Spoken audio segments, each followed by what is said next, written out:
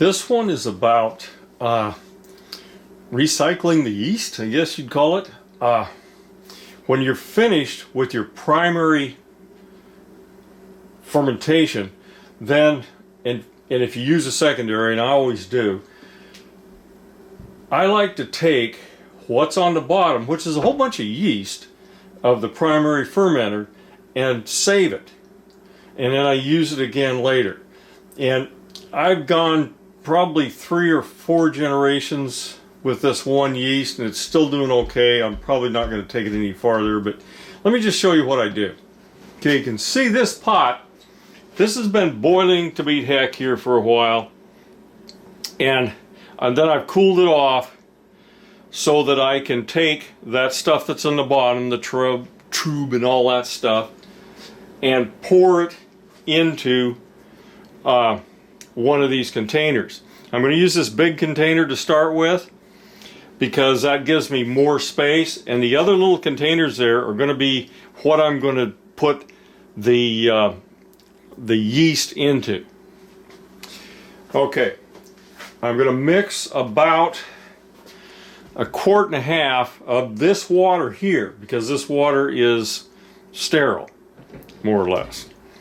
And I'm going to mix that with the trube that's on the bottom of the primary, and then I'm going to pour it into that, back into that jug. You can see here I just transferred my nice little cream ale from here, the primary, into the secondary. And so I'll show you what's on the bottom of the primary. Okay, you should be able to see that okay. A lot of glop in there, some of that's hops and everything else, but I'm going to mix a little bit of that water with it. I don't like to leave that thing uncovered any more than I have to, and I keep sanitizing my hands all the time, just because it, you know, it can get all sorts of other crap in it. Now, before I dump this out of here, I'm going to sanitize where I'm going to be pouring it out.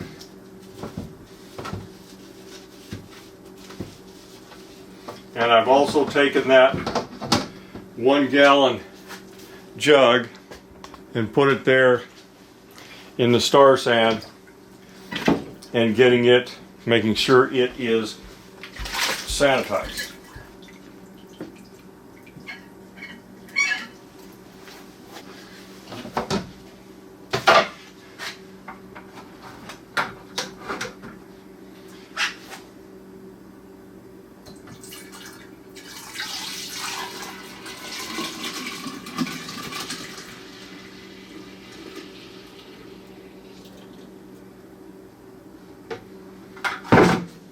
Okay, now I've poured all of it in there.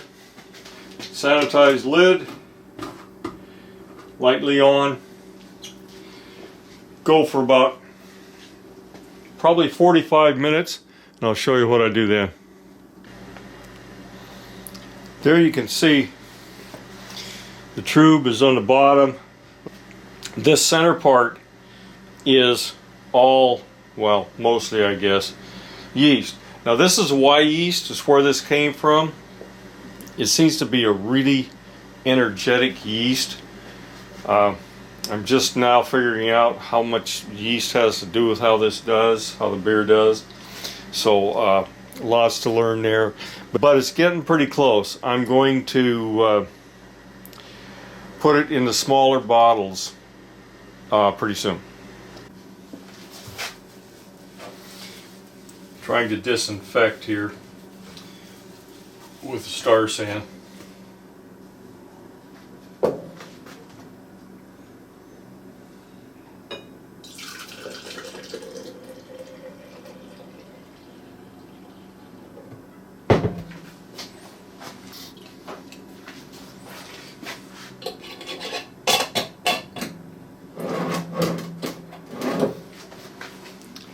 That's actually about all there is to it. I'll probably get a couple, 3 more out of there.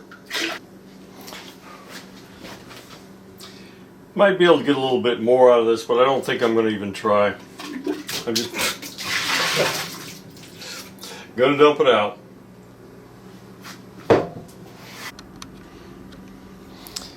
You can see I got 4 containers out of this, and I'll show you what this stuff looks like after it's been sitting in the reefer for a while, because you store these things in the reefer and they separate out, and what's in the bottom is going to be the cake. So I'll show you that.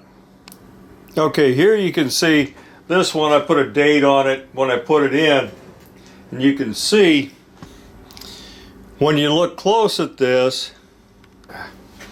Anyway, that's the cake, and I've reused this stuff, some of them 3 times. I will probably do 4, and then I get a little antsy. You're probably going to get something.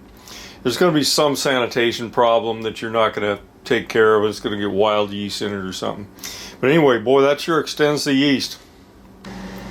Okay, there's the new ones in. I added 4 new ones, and I got 5 others, so it looks like I got enough yeast to last for a while. Plus, even got a beer in there.